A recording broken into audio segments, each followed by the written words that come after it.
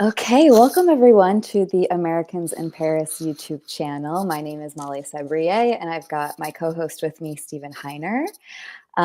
So welcome to our first live. This is like very exciting. We've been in talks for months about this now. This is my first time ever going live on YouTube, so I'm a little bit nervous. But Stephen, this is like old hat for you because you've got what? How many YouTube channels at this Who point? knows? Who knows?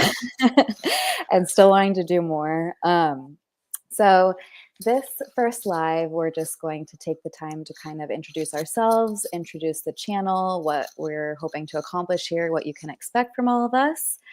We're going to talk a little bit about how we ended up in France, why we wanted to go there in the first place, what we did there to make it all work. And then we're going to jump into the topic of today, which is ways not to move to France, because we see some very silly and wild things on the internet. And we just want to be able to caution you guys against doing some of the things that we Silly and see. wild things on the internet. How is that even possible? I know, who would have thought? So I guess I'm just going to start by saying a little bit more about the channel itself. So you'll notice that we are the Americans in Paris with an S, but this channel is actually, it was born really from the website The American in Paris, which Stephen created when he first moved to France many, many years ago. Yeah, I've been involved. I got involved with the American in Paris website probably about 5 or 6 years ago, and I started as just a guest writer, and it was a really cool platform for me to finally be able to share my experiences as an American in Paris, what I was going through as an expat, and I think my first article was how to get the student visa, I think, which that just feels like so many years ago that I was a student in Paris. And then from there, I continued to contribute to the site.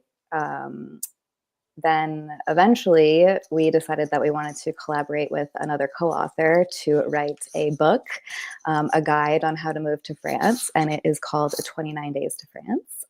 Always have a copy right nearby. Read And read a little bit every morning. yes, that's my morning pages. Um, and yeah, and from there, I've been involved in the site in a much more important way. And my content creation company actually took it over last summer. And since then, I've kind of been in the background, still with the articles flowing and all of that good stuff, but kind of in the background, just deciding what I wanted the future of the website to look like. And for me, that definitely included this YouTube channel and video content. It kind of stemmed from the idea that our readers love to read our articles, but I just think there's a whole other community here on YouTube that prefers to watch their content. So just really excited to be in a new place with a new audience, providing value for you guys too. I don't know if you want to share anything, Stephen, about the site, kind of it is your sort of brainchild if you want to go Sure. into the real origin of the thing. And we already have a question in the chat. Thank you, Antonio. We will get to that because your question's rather involved. So we need to set some elements on the table before we can get to your question. But great question. We will get to it. As Molly said, the American in Paris. Looking back, it's a very grandiose name, right? The American, The But only I was thing. just as it was more about I'm searching for web domains and I was trying to find a web domain that I could have. And as I played around with things, I was like, oh, the American in Paris is available. So that's the reason. It's nothing more than than just searching for a domain that was available. But over time, it was simply meant to be a personal blog of my time in France, which at the time I left the United States, I told everybody I'm going to go for a year and see how it goes.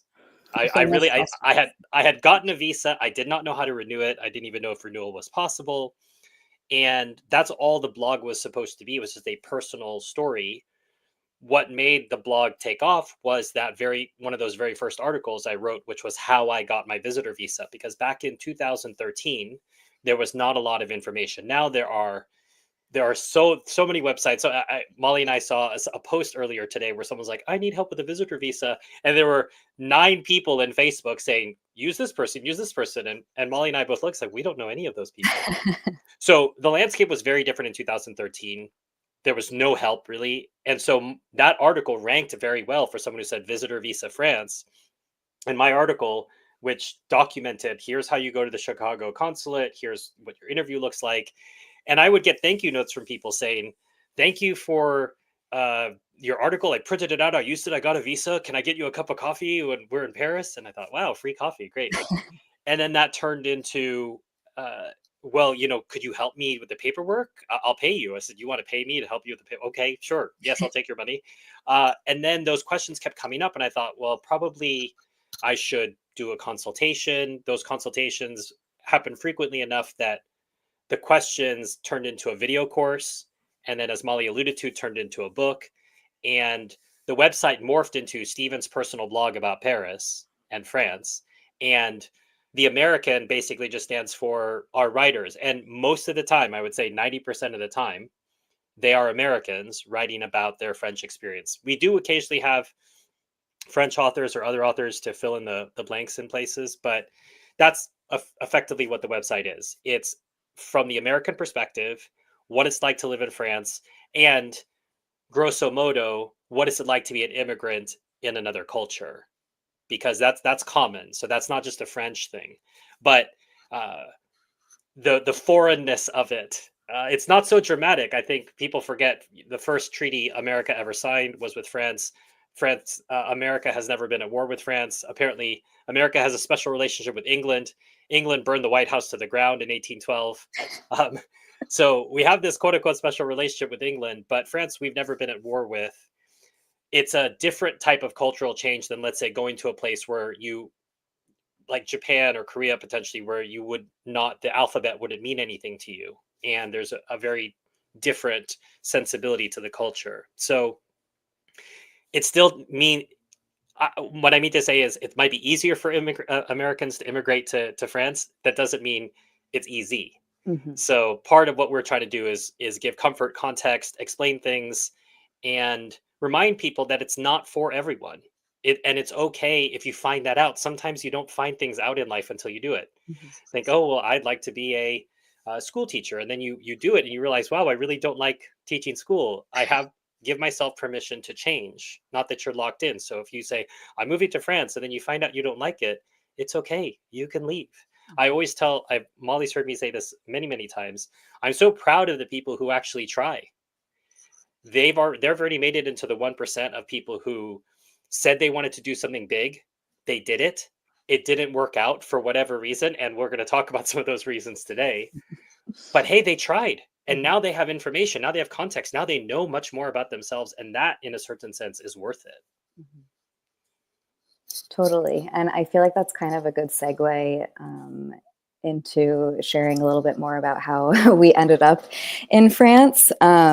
So we didn't have all of the resources that we ended up creating via the website and what we're now creating via these videos. I was not someone who ever really dreamed about living abroad. I was not someone who had this big master plan on how I was going to do it. I have to give so much thanks to this very random study abroad advisor that managed to convince 20-year-old Molly that I should do a semester abroad. I didn't even think I was going to do my semester abroad. The thought didn't really cross my mind at the time. I had never left the country. I didn't even have a passport. I found myself randomly in the study abroad office because I was with a girlfriend of mine who was picking up paperwork, and I was in the little waiting area, and the advisor just started chatting with me, eventually gets me to come into their little meeting room, pulls up my transcript, and within 5 minutes is saying, oh, well, I think you should go to either Milan or Paris. And at the time, I didn't know really anything about Milan. So kind of in a split second decision, I said Paris. And I left that office, went almost immediately to the post office to do all the paperwork for my passport, got said passport, ended up spending an amazing 6 months in Paris. And then from there, I went back to the United States. I wouldn't say begrudgingly, because at the time I did want to go back. I wanted to finish my degree. And I did so. And I actually have my undergraduate degree in fashion merchandising. So I basically went to school to become a buyer. And so right after I graduated from college, I found that job. I was hired as a junior buyer at this boutique in my hometown. And I was kind of grinding away at that job right up until winter of 2013. And I found myself just like miserable with what I was doing. And what did you do in 2013 when you were miserable at work? You went on Facebook. And so I logged onto Facebook and I saw that a girl that I had did my semester abroad with was online. And I knew that after a semester, she actually never went back to the United States. She ended up staying and working as an au pair, which is like the fancy French way to say live-in nanny. And out of curiosity, I sent her a message asking her how she did it. She told me exactly how to do it, A to Z. And then at the end of the conversation, kind of randomly said, it's kind of strange that you reached out to me when you did, because I'm planning on leaving this position. I've been working for them for a couple years now, and I'm just ready to move on and do something else. Would you like to take this over for me? And I said yes. But didn't really follow up on it, didn't really like send her another message, days or weeks later. And then life got busy and I got back into my routine of my retail job, friends, family, all that good stuff. And then fast forward to March of 2014, and this girl messages me again saying, I really am leaving this position. I have fallen in love with the children. I love the parents, and I would really feel much more comfortable if someone I knew was going to take this over for me. And in that moment, to kind of circle back to what you mentioned, Stephen, about just trying, I felt called to do it in the moment. And I also felt like, if I don't say yes to this now, when am I going to say yes? When am I going to get the opportunity? And in the beginning, it was only supposed to be a year. It was only supposed to be a gap year. And I think for anyone watching this who is maybe considering doing something similar, I say just do it. You can always, Well, do it with a little bit of planning. Yes, do it by watching all of our videos first. But I think for me, something that was always such a big hang up for me, and I kind of felt this way even when I didn't want to study abroad, it was like, well, I can't leave my life. And I just want to urge you all that your life in your home country will be there when you get back. And, your family hopefully isn't just going to abandon you. Your friends aren't hopefully just going to abandon you. And yeah, I just think you never really know until you try, which some of the stories we'll share later. They did try, but maybe not in the best way. But what was supposed to be a gap year ended up turning into, the next 10 years. And it ended up turning into me learning a foreign language, meeting my now husband, meeting Stephen, and the list goes on and on. I am going to be sharing a little bit more about my France origin story in a video that's coming out on Friday. So if you're interested in learning more about my background, definitely tune into that. But yeah, that's basically how I got to France. And shout out to are you in touch with those people, Molly? Who? The study abroad advisor and the au pair friend? The au pair friend, yes. The au pair friend, yes. Because actually, to kind of like tie a bow on my little story, I ended up working for that family for 2.5 years as well. So definitely kept in touch with that girl. Her name's Carissa. If she ever watches this, hello, Carissa. Thank you for changing my life. Funnily enough, she is no longer in France, but she is in Quebec. So an ocean over. And the study abroad advisor, no. And I honestly don't even know how I would get that information. We gotta track this person down, I Molly. would love to track this So, person down. so we have to go back to your university, say, do you know this person? Do you know where this person went? We can find them on LinkedIn and send them Yeah, this video, right? I mean, that's the real, and obviously, you use the word random. But obviously, as a Christian, I believe in providence, right? yeah, So I don't believe in random things. And at these moments, I believe God gave you these opportunities to do something, totally. and you have to take those opportunities when they're given to you, right? Yes, yes. So yeah, let's see if we can. We'll assign it some homework for ourselves and try to track down this and we might have a chance to see each other this summer. So I want to see if we can't maybe track this person down. That would be That would great. be so funny. Um, I, you know, I want to use this as an opportunity to answer Antonio's question because I don't know how long he'll be able to stay on the stream with us. Yeah. Because what you said actually allows me to tie into my story. So I'll put his question up for people who can't see the chat. I'm not visiting France anytime soon, but presumably, if I were an American citizen living in the USA comfortably, why would I even want to move to France? I'm curious and thank you. Um, Antonio, let me try to break down aspects of this, right? So, if I were an American citizen living in the USA comfortably, so that is the premise. Hmm. Is that the case? So, the comfortably is the adverb that I'm looking at. And people don't realize this, and they're often shocked when I said the French minimum wage is about 1,600 euros a month. And I said I comfortably lived under that in Paris, in the city of Paris, not in a suburb, in the city of Paris for years. Mhm. I lived under that. People don't realize it's not expensive. When I think expensive, I think of Hong Kong, Shanghai, San Francisco, New York City. That's expensive. Paris, not expensive. Now, finding that apartment, that's a different story.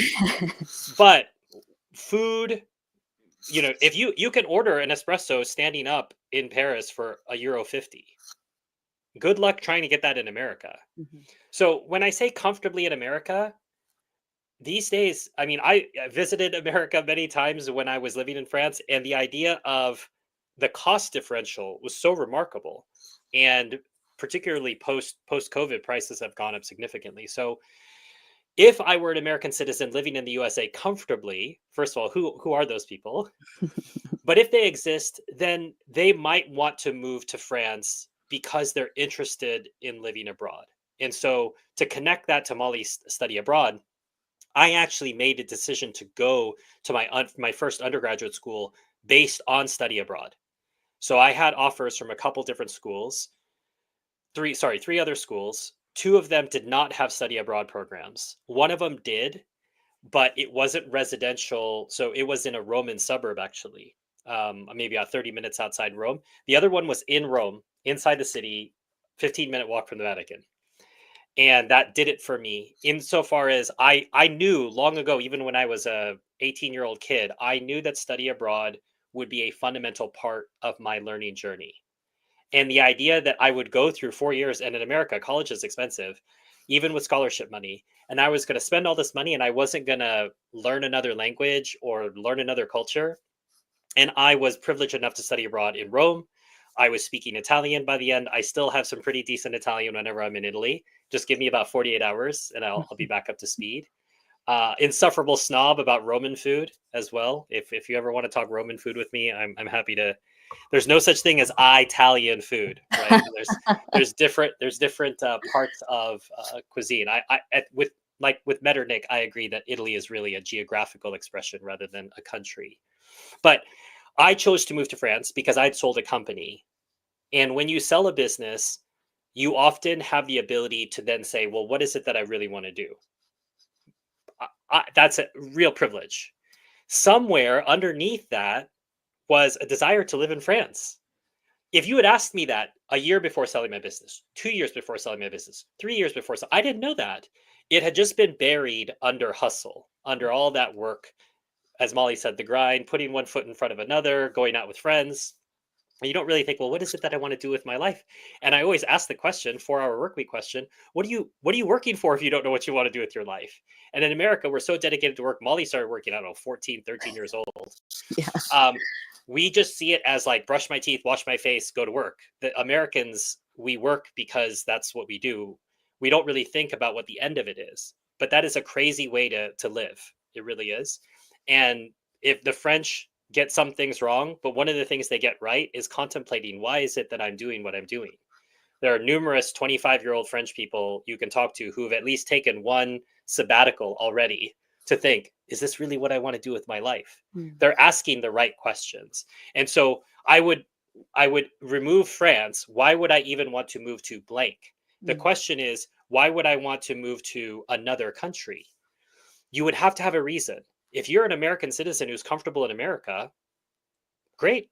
There's no reason to move.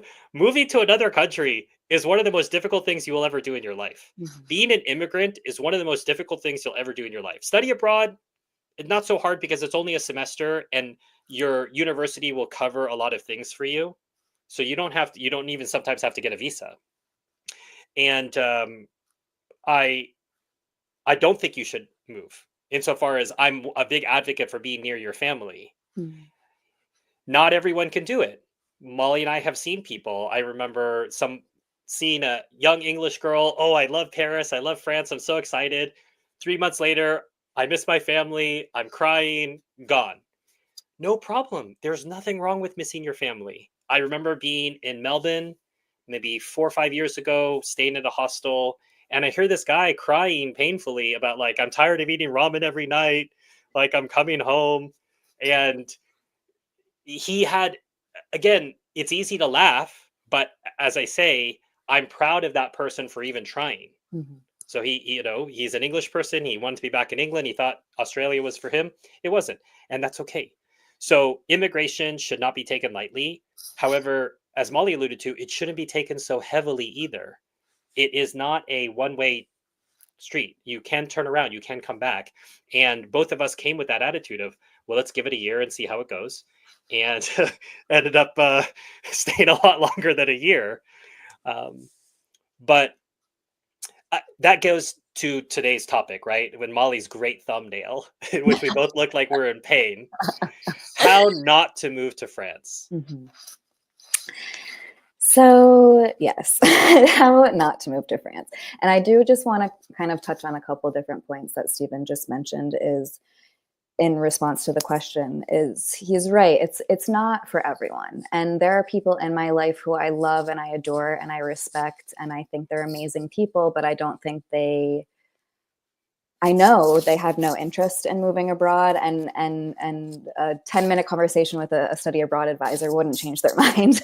I think that's kind of something if you yourself are maybe questioning, do I want to do this? And for me, if it's something that you're really questioning, then I think deep down you do want to do it. If it's something that never popped into your mind and you see this live video pop across your YouTube and you're like, that sounds interesting, maybe moving abroad isn't for you. And if you find yourself in a spot where you just really don't know, as an American, you can go to France without a visa for up to 90 days. So if you want to do that and kind of give it a little bit of a test run, I would encourage you to do so. And yeah, again, just to kind of repeat what we've mentioned a couple of times now, if it doesn't work out, that's okay too. And you'll probably get some really great stories out of it. So yes, just kind of wanted to prelude this conversation about ways not to move to France with that. Just adding Frankie's au pair is a classic route and Oh, absolutely. the easiest visa to get in Absolutely. France. But Absolutely. limited age-wise, I think is it 26 that's the cap, Molly? No, 30 is actually the cap. 30. It's Okay. 18 to 30, which Dominated by the ladies. yes, So if you want to yes, be really popular as a guy, head yes. over, be an au pair, and you'll be surrounded. Well, it's so funny you mentioned that. So in my semester abroad group, I think we were 50 or 60, and there was probably 5 guys in our group. And when I was an au pair, I think in total I met 3 or 4 male au pairs. Which honestly, I was a little bit shocked because all of the male au pairs that I knew were for like little boys who were like super into sports, like wanted to kind of run around and roughhouse, which like I did that with the little boy that I was taking care of too. But I think some of these families, which is understandable if they've got all boys, they want to have, you know, an energetic boy, young man taking care of them. Sure. And yes, au pair is a classic route. Student visa is a classic route. I'm going to be doing some more videos on both of those visas, but they are very easy because with the student, as long as you are accepted into an accredited school, there's basically no real big reason why you'll get denied. And with an au pair, as long as you have a contract that's been like approved by this government agency, there's no reason for you to get denied either. Which I think that's probably why so many people do the au pair and student route. Okay, so Stephen and I have known each other for many years at this point, which I compare it to how long I've known my husband because I met you like very soon before that, maybe like a Maybe, year. was it even a year? I thought maybe 6 months or so. Yes, maybe. I But met my it wasn't very long. no, but my husband and I are going on our 8th year together. So Steve and I are also going on our 8th year as friends. And I don't remember when we started sending things like this back and forth. Well, it's really Steven who started it because he's a member of all of these expat groups on Facebook. He's much more involved in the book than I am. He would just come across these wild posts. And I would sometimes find myself reading it and be like, A, why are you posting this? And B, people really just don't know a lot of things. And so this kind of started us, this rapport of us going back and forth about some of the things that we saw. So I don't know if you want to give a little bit more insight into these groups that you're a member of. Well, Facebook groups is the iteration of, I think, what, so if we go back to 2013 and how the American Apparel started, at that time, people were consulting websites. Mhm. So um, you would ask the internet a question, how do I do this specific thing? And you would look. And over time, Google has also changed so that's now that they have um, preferred answers, right? If you become a preferred answer, then you're there. And then the AI is built around it, trying to anticipate what your other needs are. And so search has changed entirely. And now the new version that's coming out is going to incorporate video and short form content as well. So there's so much of a different approach. Facebook groups is one of those. And name it whatever it is. So let's say Frankie went Frankie, did you go to school in Leeds? And he lived in Birmingham, so it could be, let's say, college students in Birmingham. Mhm. And in that group, it could be there's a meeting here. This is a good place to eat, whatever it might be. Apply that across every metric, and so you could have expats in Paris, Americans in Paris, American expats looking for jobs. And so I'm in a lot of these different groups, and sometimes you just have the most outrageous ones. I think our first one, Molly, is not actually so outrageous. If you want to No, intro that, no, it's but not. it is still pretty nuts. I think for me, what made me laugh with this one is just maybe just like the way it's phrased, but I'll just read it out loud so everyone watching knows what we're referring to. So it says, I finally sold my house. I'm English and looking to relocate to France. I have the house I would like to buy, plus savings. Any advice, please, as to what to do next regarding my long stay visa, as I want my move to be permanent. Thanks in advance. So I sold my house. So now I'd like to move to France. I appreciate that market timing matters and that sometimes you may need to sell a house long before you go somewhere. I had planned to move to France a year in advance. I moved out of my apartment about 5 months before I left the country. I didn't want to move out of an apartment and move out of the country in the same weekend. As you move out of an apartment, you have to disconnect utilities, you have to put stuff into storage, etc. So I was living on friends' couches for my last 3-4 months in America because things were in storage and I was clearing up all final expenses. So there's nothing wrong with selling your house, but the idea that you are now looking for advice on how to move to France now. So it's like, why would you why would you think that those are separate events? The idea is, okay, I'm going to sell my house. That's not a full-time job selling my house. I should at least be looking. And the idea that anyone would know your situation, it's what do I need next regarding my long-term stay visa? Do you have money? Do you have infinite money? Are you planning to work? Do you have kids? What are your assets? How much French do you speak? Like, there are so many questions around this. And this is basically like someone going into a supermarket and saying, I need food. Like, obviously you do. Yeah. But this idea, I sold my house, I'm English, looking to relocate to France, and I would like my move to be permanent. Okay, well, maybe it will, maybe it won't. But the idea is you should be looking for this stuff ahead of time, and your visa classification really depends on your situation. So going back to what we've already discussed, au pair and student visa, I say this writ large, every visa application in France, and I'm willing to say around the world, usually depends on one key aspect of it. So for the au pair visa, you can have everything great about your visa, but if you don't have a contract with a family, you're not going to get it. Doesn't matter if all your T's are crossed and all your I's are dotted. Same for a student visa. If all your T's and all your I's are crossed and you don't have an enrollment at an institution, you can't get your student visa. So for a long-term stay visitor visa, which is I would say is the third easiest visa to get, is do you have enough money to live? Mm. France doesn't want to find you homeless and have to take care of you. So they want to audit, do you have enough money? And weirdly, your health insurance has to have repatriation expenses tied to it. Because if you die in France, God forbid they let you be buried there. You must be sent back to your country of origin. You're not going to pollute the sacred ground of France.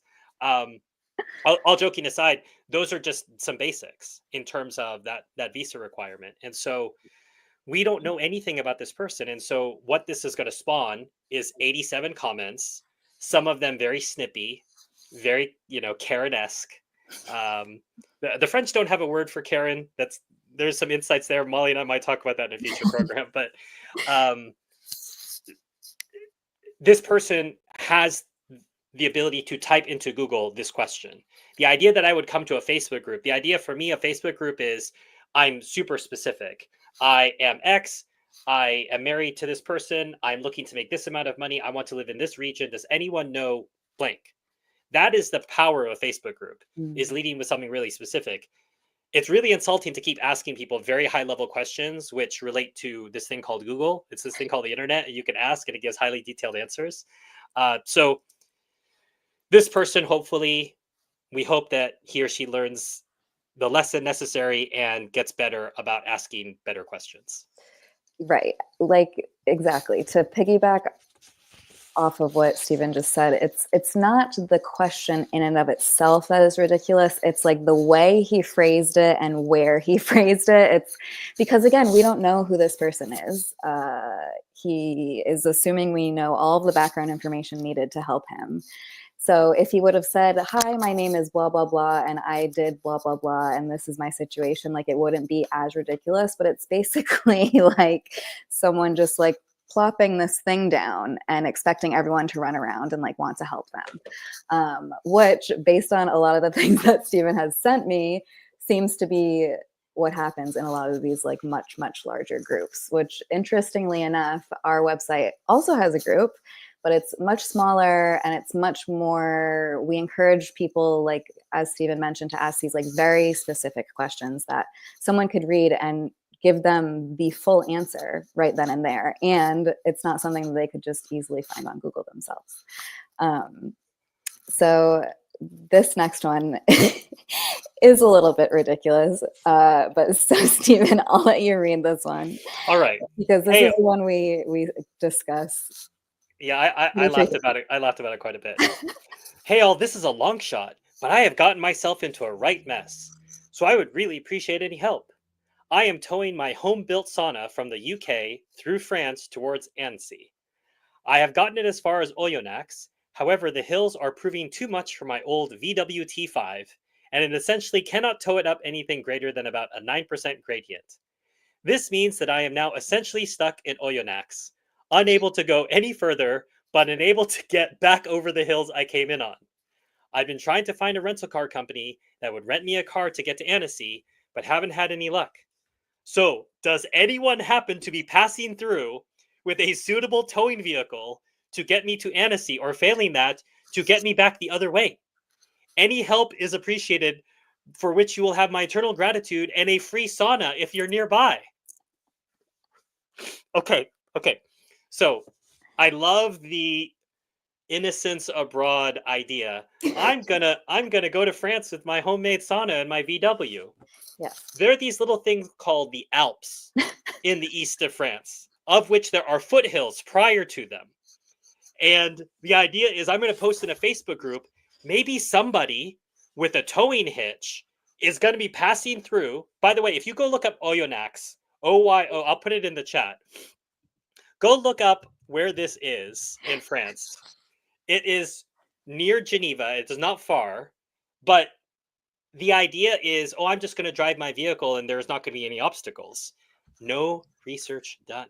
Yeah. Right. And so the sort of person who hauls up a sauna around, listen, I love you. I appreciate you. You're obviously someone I'm a big sauna person. Lots of people know this about me. But if you're the sort of person who's towing a sauna, you may not be the sort of person who does his or her research. So find out where you're going. And also, too, sometimes the roads are not going to accommodate. The height may not accommodate. France is an old country. It is a very old country. The last small village I lived in France, the cathedral, it wasn't a cathedral, the church in our town was consecrated by St. Thomas of Becket. It's quite old. And so the idea that you can just drive your modern vehicles around and face no obstacles, but also that you think posting in a Facebook group is going to help you with this. I hope that a kind soul was able to help, because maybe this was a last resort thing, but realistically, the sort of thing you need to look at is I'm going to have to hire something from like a commercial version of a car rental company and get some help. Or worst case, leave it somewhere and then go and then try to find a solution to come back and get it. But the idea, I'm now stuck. I'm stuck with my sauna in Oyonnax. Okay. Sorry about that. Like, I'm literally picturing some guy on the side of the road next to his trailer, like tapping away on his phone, like, oh, maybe someone in this Facebook group will be able to help me. Right. And again, like, this is all in good fun, right? We're not like really seriously bashing these people that we're quoting, but it's just like, for me, and funnily enough, like, when I did my semester abroad, I moved out of my student housing the day of my flight. So like, I'm used to like kind of doing things by the seat of my pants a little bit. But when you decide that you want to trail a sauna in such a distance, and you don't even check the route that you're taking to see if the vehicle that you're using is actually going to function, that's like a little bit too seat of my pants for me, even me. So yeah, I mean, I really hope that poor soul found someone to help him, and that now both of them got free sauna for life, Yeah, because there you go. There you go. and again, to kind of like tie back to what we were saying in the beginning of this live, he's got a great story out of that. He's got a great, and so do we. Right. We have a whole. Thank you for the content. Thank you for the free content. Exactly. So this next message that we want to read out loud, this definitely was written by someone who was clearly feeling very frustrated. And this, once again, kind of just circles back what we were talking about in the beginning of the conversation. So I'll just read it. It says, moving to France. I thought I'd share my thoughts for those who are considering moving to France, in the hope that our experience helps those considering moving here. We are going back after 2 years. The move here takes a lot of effort, and it is not cheap. We sold almost everything for quarter value. We bought stuff here that we now will be selling, most of it for probably quite a bit of a loss. The last 3 months before leaving the US, all we did was get prepared, get our visas, rent our place, sell stuff, and get things ready. It will take us a few months to get back. My advice is to do real homework before you make the move. Make a commitment to be here for at least 3 years to know if you can/want to really stay. Know what you're coming here for, and make sure the probability of success is high enough to risk the investment. Good luck. So I actually just noticed something after reading this out loud. The person who wrote this said, "We are going back after 3 years," but then they implore people to stay for at least three. No, it um, says we're going back after 2 years. 2 years. but then she says later, I know maybe, she contradicts yeah. her own thing, but I think that last sentence holds our key, Molly, Mhm, is know what you are coming here for. mhm, And Molly has her own style for her own consultations, but I've been doing consultations for visas since 2014 now. So a long time. And one of the leading questions I always ask is what's your purpose? Tell me why you're coming to France. What's your medium-term vision, long-term vision? Because that why, that purpose is going to get you past the really difficult times that this person is alluding to. What she's admitting to is she didn't have a powerful why. mm, In all likelihood, she had the Disneyland romantic version, croissants, Eiffel Tower. It's going to be amazing. I hate the political situation in America. I'm voting with my feet. And lo and behold, she didn't feel at home, didn't like it, whatever reason. She alludes to this other stuff like, who cares? Like that you mm, sold stuff for a loss. Big surprise when you move, you're going to sell things for a loss. That's how it is. You're not going to sell them for a profit. So whenever you move and whether you have a long time to plan or not, you're not going to make a profit on what you sell. It's a risk. But she's alluding to the fact that she did not have a powerful purpose for coming to France. She had a superficial one, and that's why she left. mhm, Even though she's telling people to stay at least 3 years, she leaves after 2. And I would disagree with that. I don't think you need to commit to at least 3 years.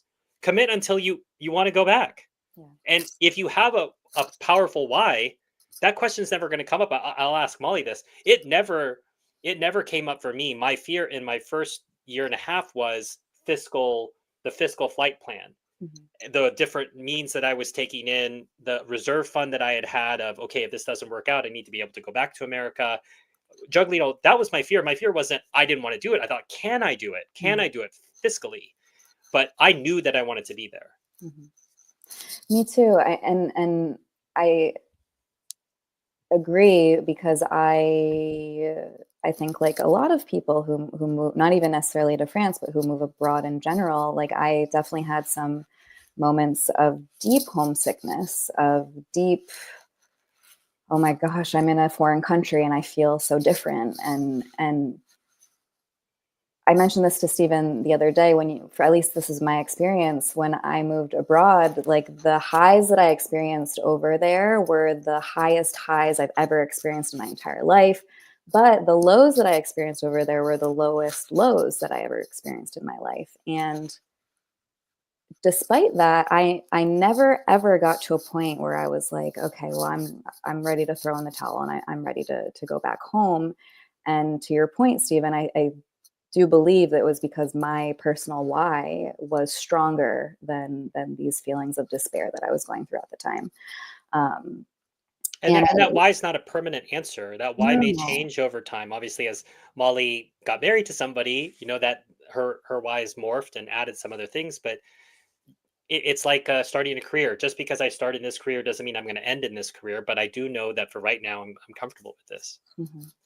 And I think too in this message, I think based on how it was written and everything that was said, I think this person didn't do their homework, and now maybe they regret that. And it was actually very kind of them to write this message and kind of like as like a warning.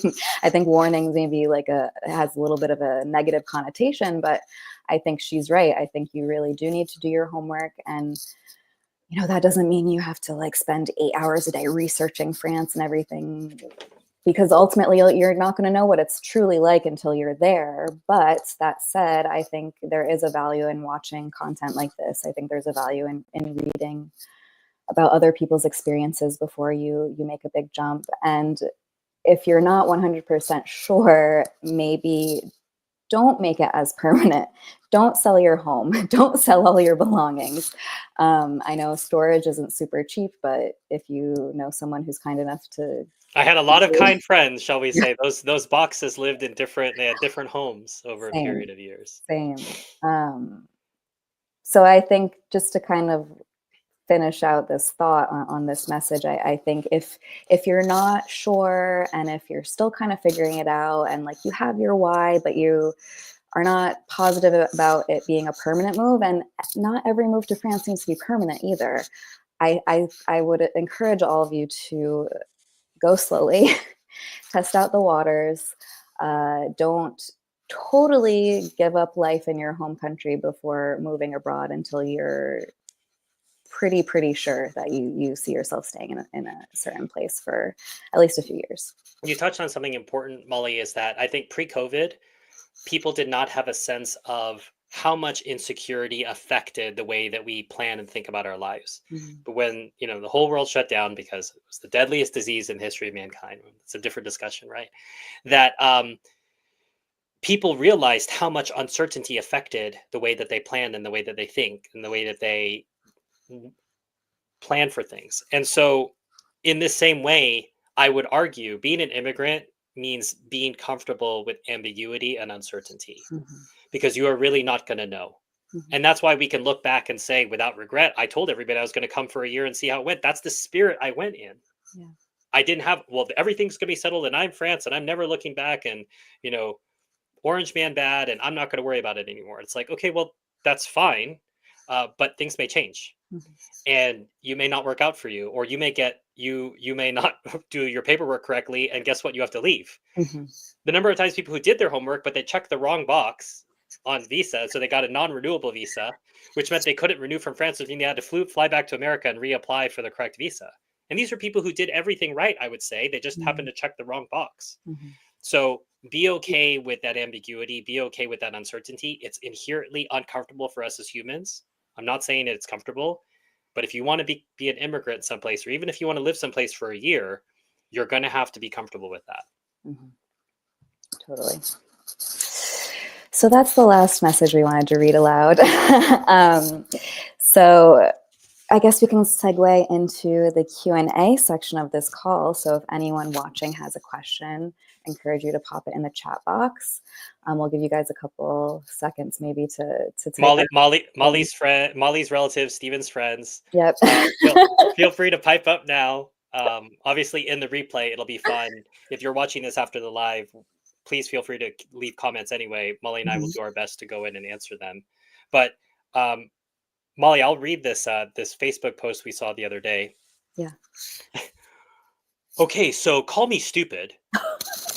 Sure, we will. But I've seen so many posts about visa appointments that are in the US. I'm not understanding why an appointment for a French visa would be in the US at all. I thought I'd apply when I got there during my 90 days. Edit. I'm coming back after my 90 days vacation. I just thought initiating while being there would make things easier or smoother. I thought an appointment would be there so they can see I'm not growing any horns. I mean, there's so much wrong here. Yes. But once again, maybe I'm speaking from a position of privilege, someone who's gotten many visas, not just for France, for other places. So let's be clear. A visa is a permission to enter a country. For Americans, we have visa-free access to many countries. So we have visa-free access to France, which means we don't have a visa when we come. We have what is called a visa waiver. So there is no such thing as a tourist visa. What you have is a visa waiver for 90 every 180 days to enter France and more broadly the Schengen area.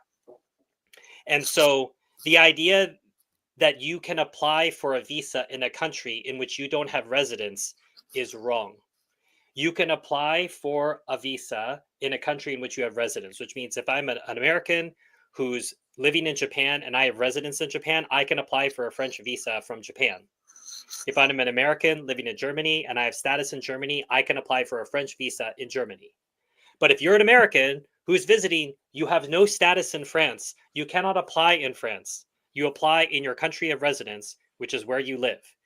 And this idea of, I need to know that they're not growing any horns. The French don't care about you.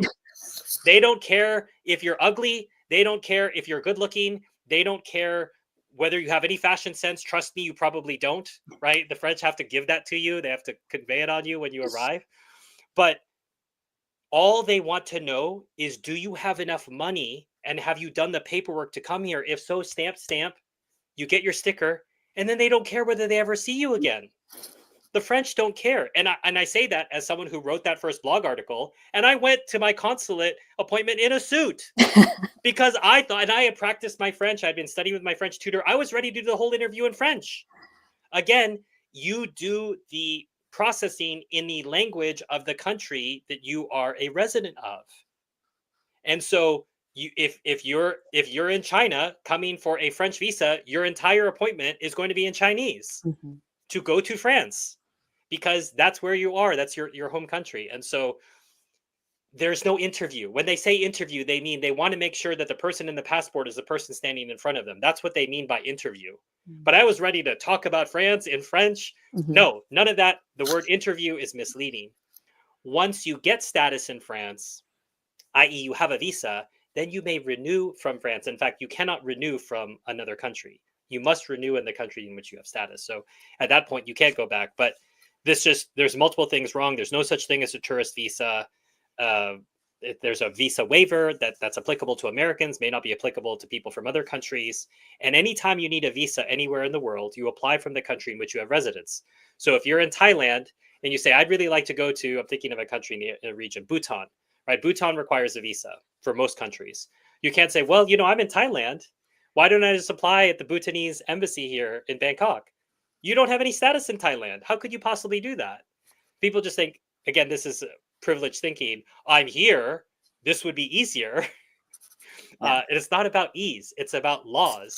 It's about a process, and it's about following it. And we were all rookies at one point. So I'm not trying to pretend I knew this stuff. I did not. I've had to learn this over getting multiple visas for multiple countries. I just got a 10-year visa to go to China, going to China this summer. They asked for my parents' birth certificates. I have never in my life for a tourist visa had to give evidence of my parents, but it is China, right? Mm. So they have more questions than other countries do. But you're going to apply from your country of residence. I know. I mean, there's just so much wrong with what that lady said.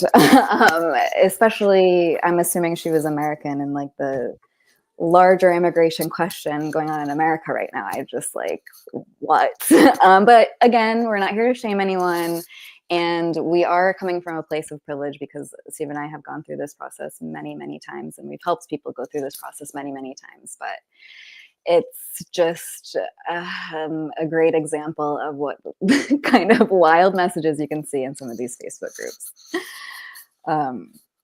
So I don't know if there's like any more questions that you're seeing, Stephen. None in the chat at the moment, but we can continue on with our director's cut questions in case our relatives or family didn't show up for this first live stream. Yes. So I'll do one that I feel like we get asked, maybe not like in this specific way, but I feel like it comes up quite a bit. And it is, can I move to France by buying property? Like by buying a house, by buying an apartment, by buying a piece of land? Like, is that good enough to allow me to live in France? And it's the same sort of kind of to go back to what we were just saying. If someone buys property in the United States, it doesn't make them a US citizen. They still have to go through all of the immigration process. And so it's the same for France. Buying property in France does not guarantee you residency. You may have an address in France. It doesn't give you it really doesn't give you anything other than you, as you say, a residence. Exactly. And that is one of the most important things to get when coming. So yes, it would be helpful because it is, and we'll definitely go more in depth into this topic on another video. It's very difficult, I'll say, very difficult as a foreigner to find housing in Paris, specifically the Paris area or the Paris region. But I'm saying it right now on this live. Buying a house in France does not mean you automatically have residency. It does not mean you automatically have a visa.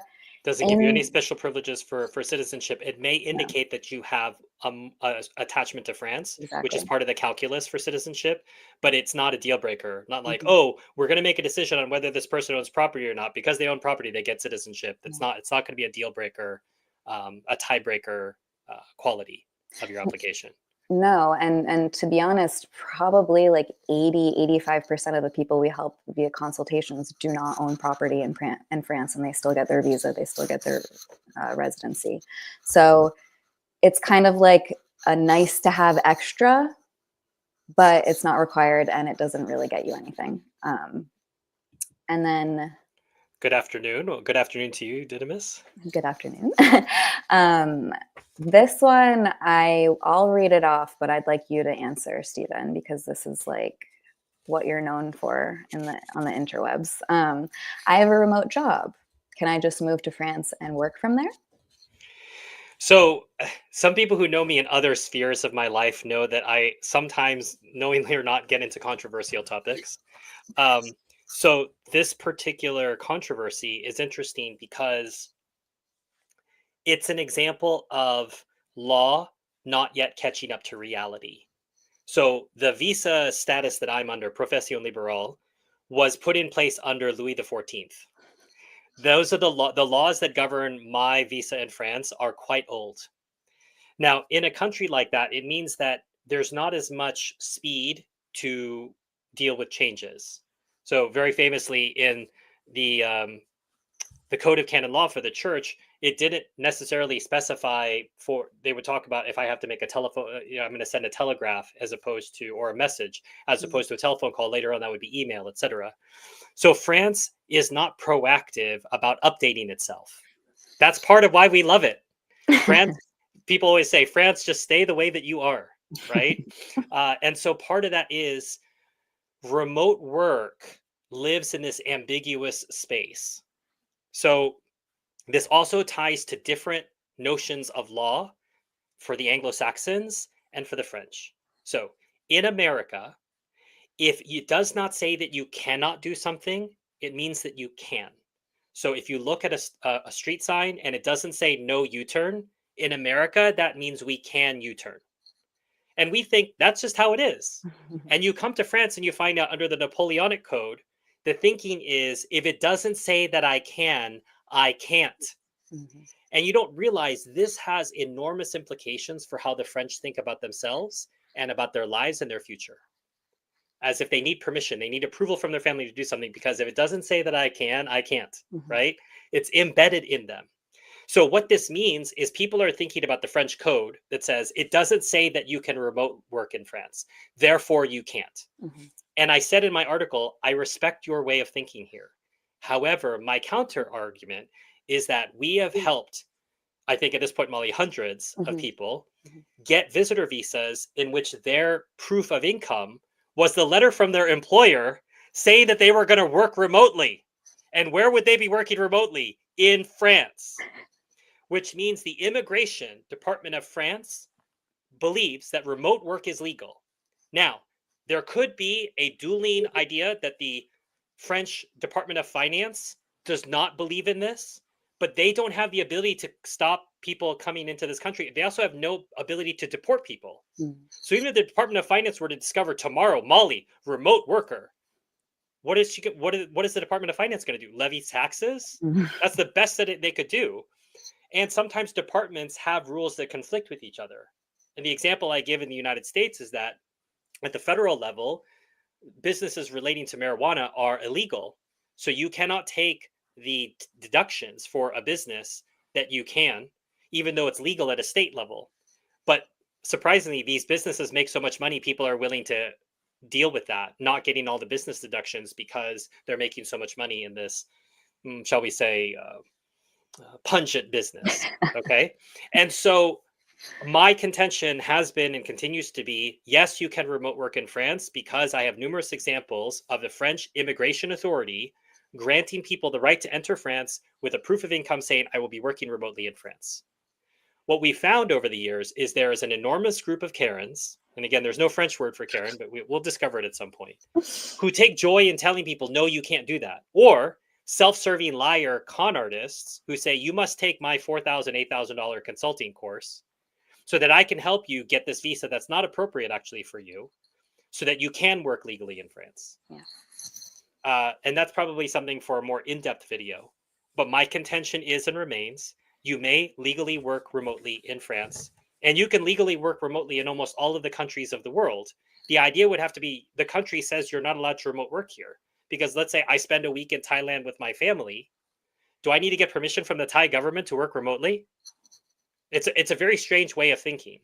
And the idea, doesn't deal with the spirit of the law, which is, am I taking jobs away from French people? Right. That's why that law is there, so Mhm. that you don't come there and work illegally under the table. I'm not taking any jobs away from any French people. I already have a job in this other country, and I'm using technology to do that. May France change that in the future? Certainly.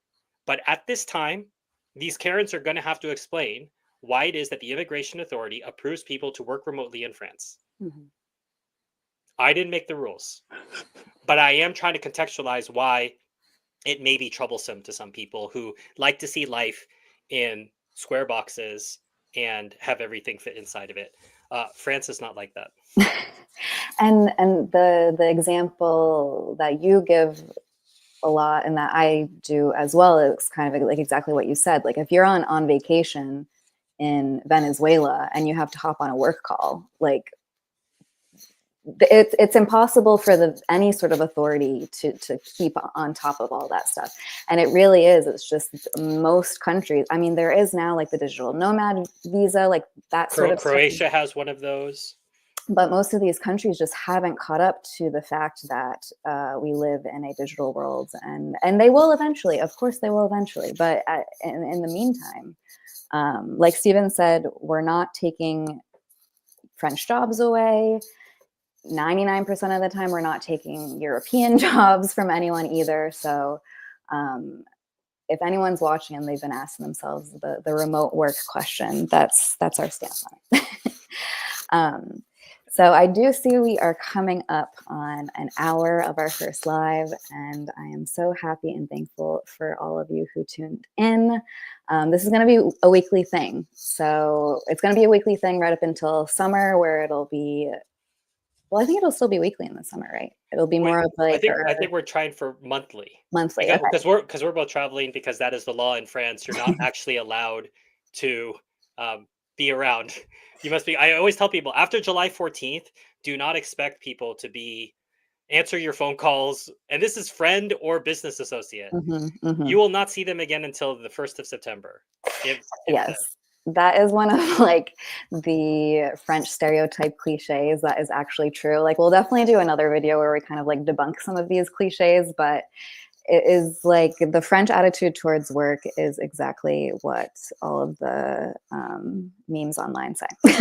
that my favorite meme around that is, European out of office message. I'm gone canoeing with my children in the Alps or whatever. Sorry, you can't canoe in the Alps. I'm off, hiking in the Alps with my kids. I'll be back in 2 months. See you later. Yeah. And then the American out of office, I'm having liver surgery, but I will be available by phone, from 1 hour afterwards. Yeah. It's true. It's not fake. No, it's not fake. And we here at the Americans in Paris, I feel like we take a little bit of both. So yeah, the schedule is going to be a little bit different in the summer, but we are still going to be releasing new content every single week. And stay tuned for my first solo episode, which will be coming out on Friday. Steven's first episode will be coming out on Monday, and that's going to be kind of the schedule moving forward. So you guys can look forward to that. And again, just thanks so much for watching.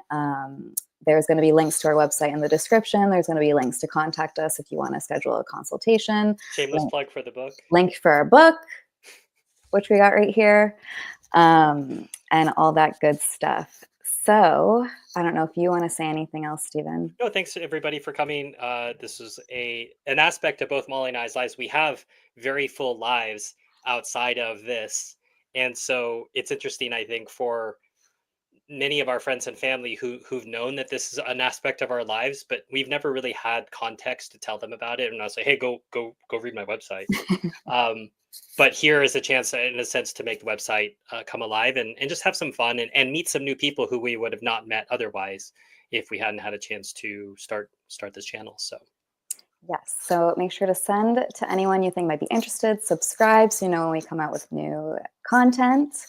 And other than that, see you soon, see you next time, and à bientôt. À bientôt.